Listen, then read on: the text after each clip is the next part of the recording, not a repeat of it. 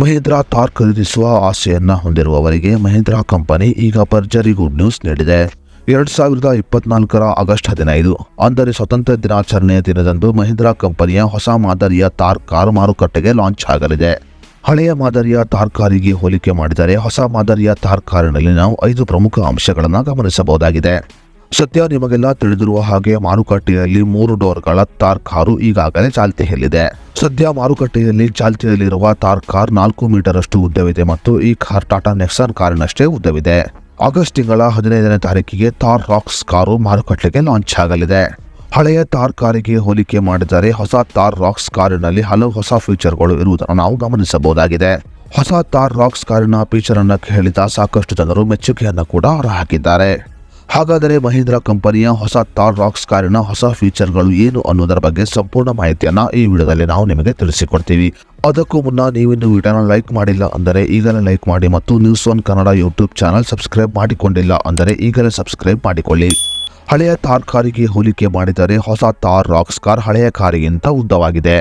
ಮಾಹಿತಿ ಮೂಲಗಳಿಂದ ತಿಳಿದು ಬಂದಿರುವ ಮಾಹಿತಿಯ ಪ್ರಕಾರ ವಾಸ್ತವವಾಗಿ ಹೊಸ Mahindra Roxx car Mahindra Scorpio ಕಾರಿನಷ್ಟು ಉದ್ದವಿದೆ ಎಂದು ಹೇಳಲಾಗುತ್ತಿದೆ.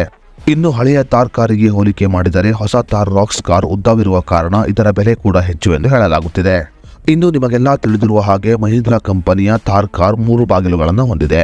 ಆದರೆ ಮಹೀಂದ್ರಾ ಕಂಪನಿಯ ಹೊಸ ಥಾರ್ ರಾಕ್ಸ್ ಕಾರ್ 5 ಬಾಗಿಲುಗಳನ್ನು ಹೊಂದಿದೆ. ಹೊಸ ಮಹೀಂದ್ರಾ ಥಾರ್ ರಾಕ್ಸ್ ಕಾರ್ 5 ಬಾಗಿಲುಗಳನ್ನು ಹೊಂದಿರುವ ಕಾರಣ ಈ ಕಾರು ಸ್ಕಾರ್ಪಿಯೋ ಕಾರಿನಷ್ಟೇ ಉದ್ದವಿದೆ ಎಂದು ಹೇಳಲಾಗುತ್ತಿದೆ.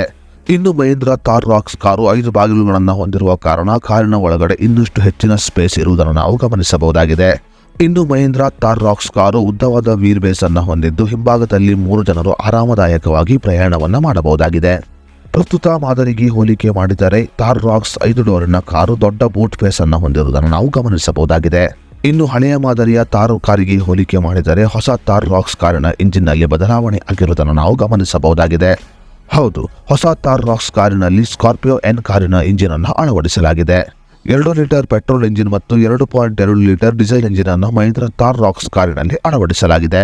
ಇನ್ನು ಥಾರ್ ರಾಕ್ಸ್ ಕಾರಿನ ಬೆಲೆಯ ವಿಷಯಕ್ಕೆ ಬರುವುದಾದರೆ ಹಳೆಯ ಮಾದರಿಗೆ ಹೋಲಿಕೆ ಮಾಡಿದರೆ ಹೊಸ ಮಾದರಿಯ ಥಾರ್ ಕಾರಿನ ಬೆಲೆ ಕೊಂಚ ಏರಿಕೆ ಆಗಿದೆ ಅಂತಾನೆ ಹೇಳಬಹುದು. ಹೌದು, ಹೊಸ ಥಾರ್ ರಾಕ್ಸ್ ಕಾರಿನ ಬೆಲೆ ಸುಮಾರು 23 ರಿಂದ 25 ಲಕ್ಷ ರೂಪಾಯಿಗಳು ಎಂದು ಅಂದಾಜು ಮಾಡಲಾಗಿದೆ.